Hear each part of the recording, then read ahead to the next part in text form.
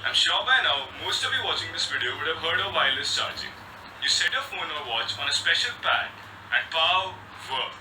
Electricity somehow jumps from the wall to your device.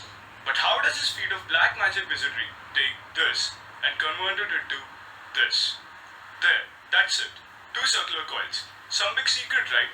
But that still doesn't explain how it works. And that is exactly why we skipped a night of playing badminton to explain how wireless charging works. We are here to reveal the secret of a technology that, as of now, is in the development stages but is set to become an integral part of our lives in the coming future: wireless charging. One might forget to brush his teeth at night, but none of us forgets to put his phone to charge. Imagine one day you come home with your phone desperately needing power, and just then your phone starts to charge automatically. Well, there's some time for that to happen. But as of now, wireless charging has been introduced in a way which requires you to put your device close to the charger. Now let us go through the technical aspects of wireless charging. Through this video, we'll be telling you about what is wireless charging, the types of wireless charging, inductive charging in detail, and the design of wireless charger. First of all, what is wireless charging? Transmission of an electrical current from a power source to a receiving device without the use of a physical connection is called wireless charging. Electrical current is used to charge or recharge the battery of the receiving device. For example, the receiving devices may be a smartphone, a wearable, or even large industrial forklift. Here we have shown what is the basic working of the wireless charger. There are mainly three types of wireless charging, namely resonance charging, inductive charging, and radio charging. Resonance charging deals with the resonance phenomenon that causes an object to vibrate when energy of certain frequency is applied. Inductive charging uses an electromagnetic field to transfer energy between two objects. Radio charging is a wireless charging method used to charge items with small batteries and low power requirements, such as watches, hearing aids, medical implants, cell phones, and wireless keyboards. Inductive charging. Induction chargers are based on the principle of electromagnetic induction.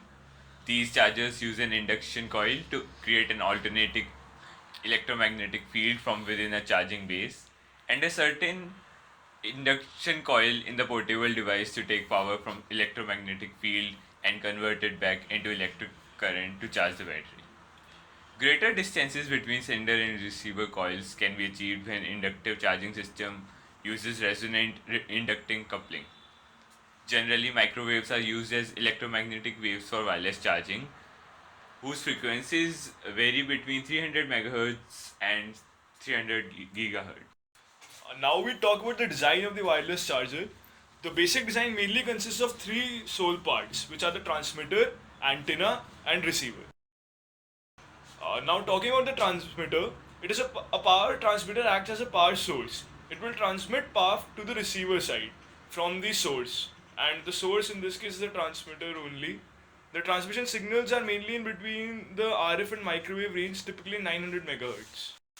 The next component is the antenna. The antenna plays an important role of mediator between transmitter and receiver. The important specifications of antenna are impedance of antenna and the gain of antenna. Impedance of antenna should match output impedance of power transmitter and input impedance of rectifier circuit. Higher gain yields better results. Coming to the next component, that is the receiver.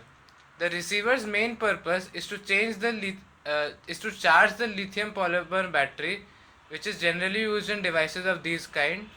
For charging, an AC signal, which is usually a microwave signal with a typical value of 900 MHz, is taken and fed to a rectifier circuit to get a DC signal.